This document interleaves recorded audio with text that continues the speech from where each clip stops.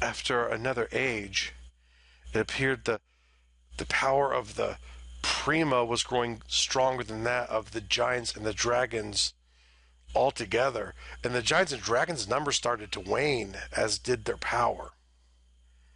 And it was through this endless war of ages that we also learned to question.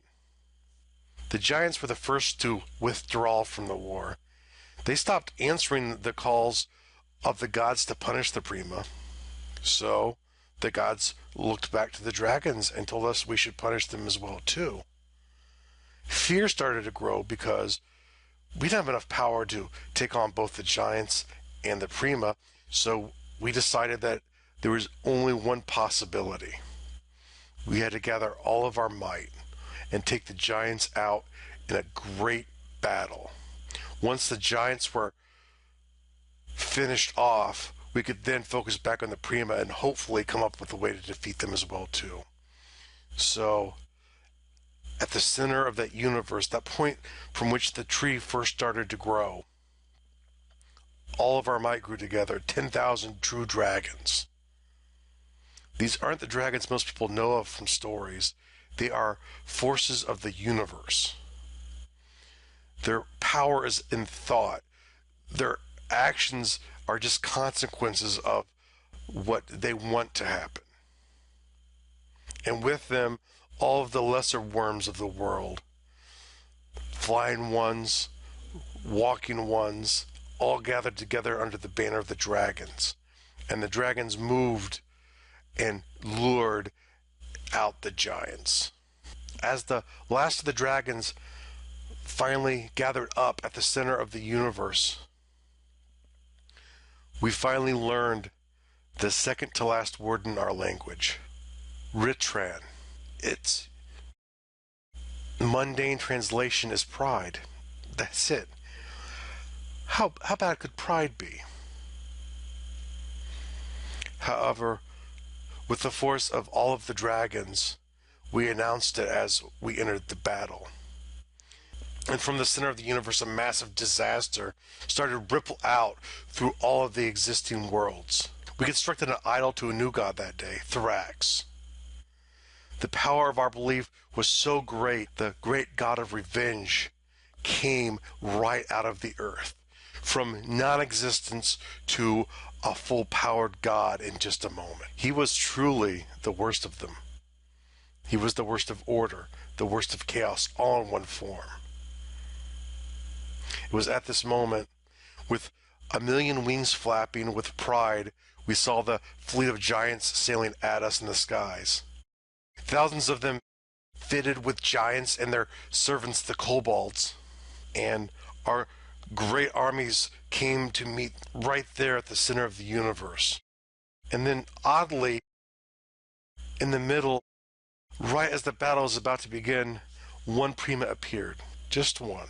We almost didn't notice. Our fury was so great. Our desire for revenge on the races for turning their backs on the gods was so powerful that we didn't see this one little creature, this Prima. And then he spoke. He said one word, a word I can never repeat. He spoke it softly but with such power, all of the lesser creatures were instantly compelled to stop. The kobolds, all of the lesser worms, they didn't have the power to even move. He spoke it with more force than any of the dragons could have used. We learned that the gods did not create the universe, and none of us had to obey them, because that word proved to us that we were all bound by the same rules.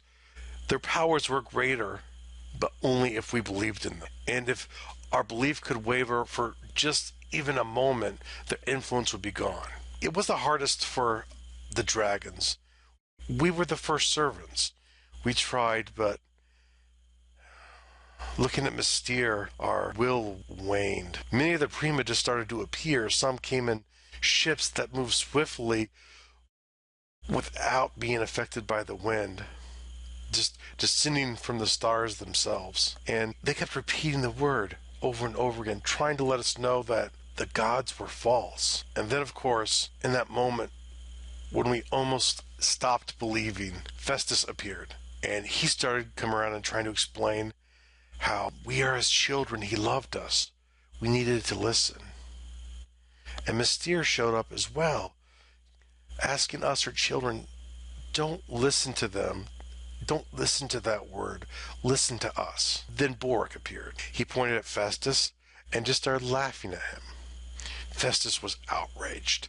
He quickly drew out a sword and started cutting a path through the children of the gods, through the first races. Thousands of the lesser creatures died almost instantly, and any creature, no matter how powerful, who got even close to the stroke of a sword would just disintegrate and disappear. Thrax also appeared, and he started cursing the races. "Kobolds," he said, "you dogs of men, you shall never have your brains again.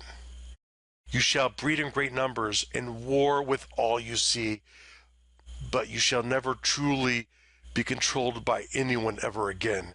Not by your masters, the giants, not by the dragons nor the Prima, nor even yourselves. You will be as rabid dogs that walk on 2 feet. You will never be able to create anything but the most crude tools." Then his attention shifted to their masters, the giants. "You will be cursed with the wanderlust, forever dreaming of the skies. But your ships will never reach the skies again. They will be stuck in the seas. Any race that sees you will remember the death you caused this day and fear you and try and kill you out of that fear. You will no longer be able to directly access the universe and the tools that you make. Your tools are forever frozen. Even though you are of great height, your power will never grow again. Now go, hide in your mountains and suffer, or sail your ships and suffer. We care not. Be gone." And then coldly, he turned towards us, dragons, the last betrayers. "You will not suffer the least. We will not strip you of your powers. Your words will still have great effect over the universe. However, your sight will strike utter fear in all of those who ever see you. All will remember your cry that made the universe suffer this day. Notice you, they will desire to kill you much like the giants, but you will need them. You will forever be addicted to this little plant on this little brittle piece of earth. It will exist near the few volcanoes that will remain on this planet. You will not be able to fly to it. You will not be able to hover or use magic on it. You will need servants of these people to risk their lives to go across the fragile rock that even they could break, to fetch some of this plant so your suffering might be alleviated. You will remain immortal. At least you will never die of old age. However, death can come to you. Those who know how to use bronze will be able to cut into you and kill you. You will no longer work as a tribe. You will suffer in solitude, but still desire for the attention of others. Never again will any of the dragons fly together. And if you breed to create more, then death will come to the parents. Any that share in a lust for your blood will never fade in any creatures that come from here on. If they can think a thought, the greatest action they could ever commit would be to kill you, to kill the dragon." Now, after our curse was finished, we saw the kobolds start charging the fields at our lines. They were weak, however, their numbers were great.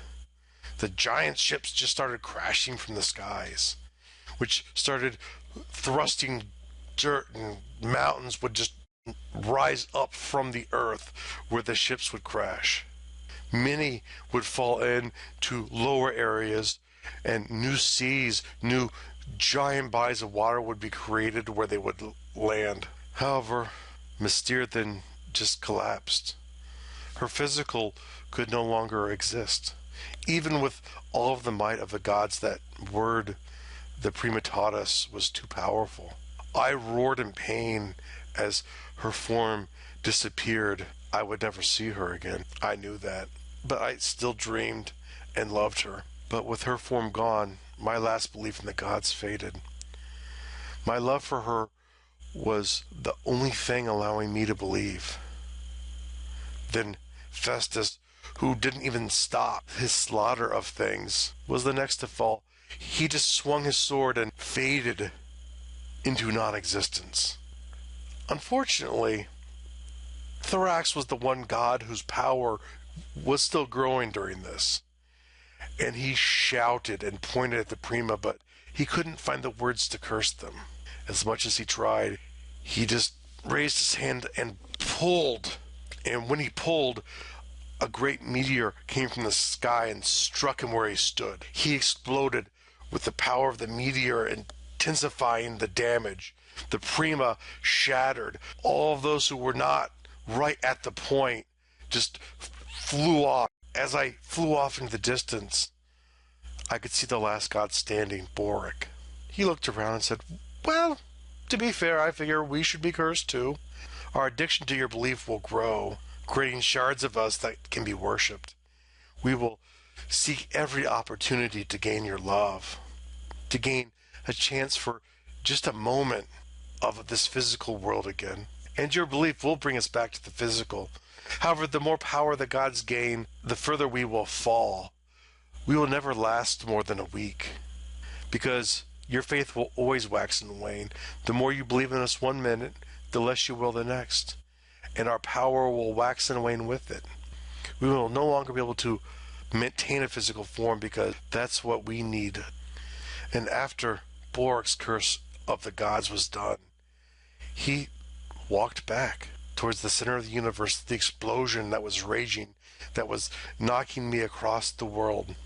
He sat on a large rock and faded into the explosion, or perhaps he was incinerated. I couldn't tell. I landed next to where a ship had crashed. I could see the water rushing in where the center of the universe was. The land all gone. The impact of it would be felt on every world, because from that one point, all points were connected. Many of the suns started to explode and ash started to fill the skies. I grew sleepy.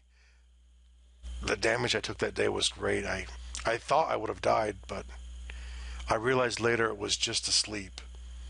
I don't know how long the sleep was, but it was sleep. It might have been the end of everything. However, I think not, since if it was, how could I have woke to start tracking what was happening and warn those in indirect ways what could happen again?